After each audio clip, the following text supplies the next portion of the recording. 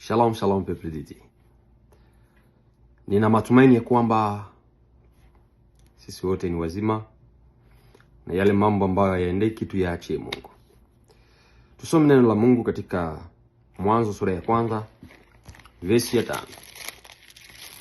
Mwanzo sura ya kwanza verse ya 5, Biblia yangu nasema hivi: Mungu akaita nuru mchana na giza kaliita usiku. Ikawa jioni, ikawa asubuhi, siku ya kwanza. Nimetamani kwa mwongozo wa Mungu tuzungumzie neno hili ambalo linasema usiku na mchana. Kwa kawaida ya maisha, usiku umeumbwa kwa kazi fulani na mchana umeumbwa kwa kazi fulani. Katika mambo ya Biblia au katika tafsiri ya verse hii, usiku inamaanisha utawala wa Ibilisi, na niko natafuta ile verse, utawala wa Ibilisi na walio chini ya utawala wake. Mchana unamaanisha utawala wa Mungu na walio chini ya utawala wake.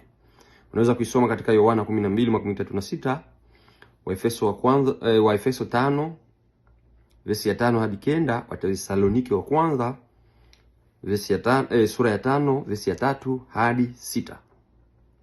Utaona hiyo habari. Lakini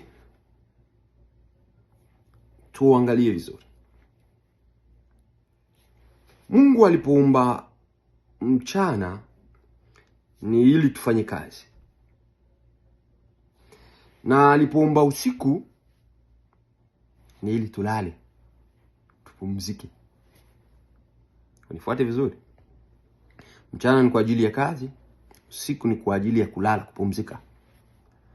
Na mchana iko kwa ajili yangu mimi, kuna kazi rasmi yangu mimi ya kufanya. Lakini usiku, mazingira ya usiku tunaiacha rasmi kwa Mungu pekee. Tunaiachia Mungu. Nitapana mfano. Mchana unaweza kunitukana, unaweza kuniambia vibaya, nitajua jinsi nitaweka hekima ya kujibu. Lakini tuulizane swali, usiku katika ndoto, mara mingi nilikuwa nikizoea kulota mandoto kama vile unakuta ngombe kuna nikimbiza usiku. Sasa najaribu kuangalia kisi ninaweza kupigana, kwa sababu mazingira ni magumu kwangu, haiwezekani, nashindwa. Lakini nakuwa ninahitaji kuomba kwa jina la Yesu, na kwa mwisho nahitaji nitoke mwa ile ndoto basi ili nipumue. Na nikitoka nakuta kwa sababu mimi napumua kabisa. Kipindi cha usiku ni kipindi ambacho watu wengi wanapitia sana. Unakuta magonjwa haitoki mfamilia. Kila mara ukipata kazi, wewe ndio unageuka tatizo. Yaani kukazi kunaweza kuwa amani, ukifika tu chanzo inakuwa wewe ya matatizo. Pesa zikiingia ndani ya familia ndio furugu, na zikiingia kuume zinatokea kushoto. Pesa zikiingia magonjwa yanaanza, shida zinaanza, hadi tu pesa zisikale mnyumba. Kuna aina nyingi ya matatizo ambayo yanawakilisha usiku katika maisha ya mwanadamu. Lakini kuna kipindi kimoja ambayo nilitamani tuzungumzie leo. Ni kipindi ambacho mtu uko katika utumwa wa dhambi. Mtu katika uko chini ya utawala wa Ibilisi na dhambi. Kipindi hiki ni kipindi ambacho unakuta kijana mzuri tu ameishia kwa mlevi, mzinifu, wengine wa mwizi, tunawaona wakichomwa. Ukimwangalia ni kijana handsome, mzuri kabisa, anaweza kufanya kazi. Problem sio yake, problem iko katika kipindi ambacho kwa mtumwa wa nini? Wa yale mabaya. Kuna mwingine unakuta ni baba mzima mwenye heshima zake, lakini bado anatupa familia mzima, anaishia kwa wanawake, anaishia kwa wambaraga kule. ni problemi naye inamsumbua. Na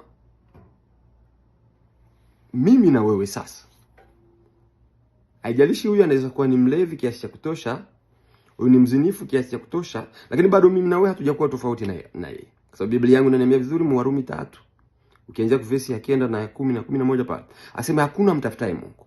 Mawazo ya mwanadamu kila mara haina Mungu. Mwanzo sura 6 verse ya 5. Asema inawaza ni mabaya tu siku zote. Mawazo ya mwanadamu njoo hiyo. Inawaza vya mbaya tu siku zote. Haijawahi kuwaza vya mzuri. Njoo mtu huyo. Yaani iki kipindi cha usiku ni kipindi ambacho unajikuta ya kwamba sisi kama vile wanadamu tunazaliwa nacho. Ni kipindi ambacho tunazaliwa ndani. Kipindi ambacho tunazaliwa na dhambi, chini ya utumwa wa dhambi. Warumi sura 5 verse ya 19 nasema kwa kukosea kwa mtu mmoja si wote tumekosea. Tumeingizwa katika ile sirkwi ya dhambi. Yaani tumezaliwa tuko chini ya kipindi hiki, kipindi kigumu cha maisha. Kipindi ambacho unakuta muda mwingine unatamani kuacha dhambi. Kiu unayo ya kuacha dhambi, lakini hauwezi. Problem ni nini? Problem ni kwa sababu mazingira ulio ndani ni mazingira ambayo uwezo wako hauna kazi. Jiulize mundoto. Hata kama ungelikuwa na nguvu ya namna gani, unaendaka kujimu, kuna nguvu nyingi, unajua fanya kazi sana, unajua omba. Mkipindi cha usiku mndoto utafanya nini? Uko atake utapigana aje? Tuambiane. Ndivyo tulivyo katika hali ya dhambi pia. Yaani mazingira ya dhambi, vita ya dhambi ni vita ambayo sisi uwezo wetu hauna nafasi. Uwezo wetu hauna nafasi. Kutaka tunataka, lakini kuweza hatushindi. Unajua kama vile nilivyosema, unakuta niko mdoto lakini natamani nipigane na huyu adui ambaye yuko ananikimbiza. Tuseme ni ngombe yuko ananikimbiza, tuseme ni maadui wako ananikimbiza, sijui ni mchawi nimemwona yuko ananikimbiza, nataka anikate mgulu, sijui anikule. Na kimbizana niangalie si ndaepuka hii hali, lakini sina uwezo. Haleluya. Mungu ametualika sasa. Unajua kipindi ambapo sisi hatutumiki ndio kipindi ambapo Mungu anapashwa kutumika mu maisha yetu. Ukisoma Biblia mu Wakorintho wa 2 sura 12 verse ya 9, anamwambia Paulo aseme ma grâce te suffit car ma puissance s'accomplit dans la faiblesse. Haleluya. Aseme nguvu za Mungu zinakamilika katika madhaifu yako.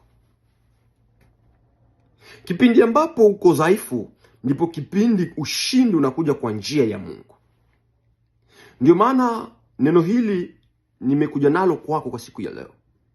Kipindi cha usiku, sinzia, tulia, sababu hauna uwezo wa kufanya kitu. Hata ufanya hauna la kufanya.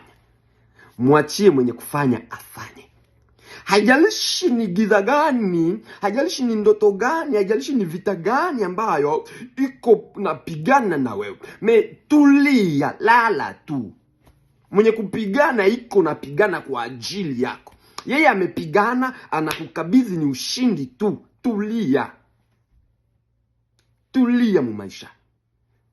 Acha Mungu apigane kwa ajili yako. Ndio maana Biblia inasema vizuri ya kwamba Warumi 3:21 aseme haki ya Mungu sasa inadhihirishwa pasipo sheria.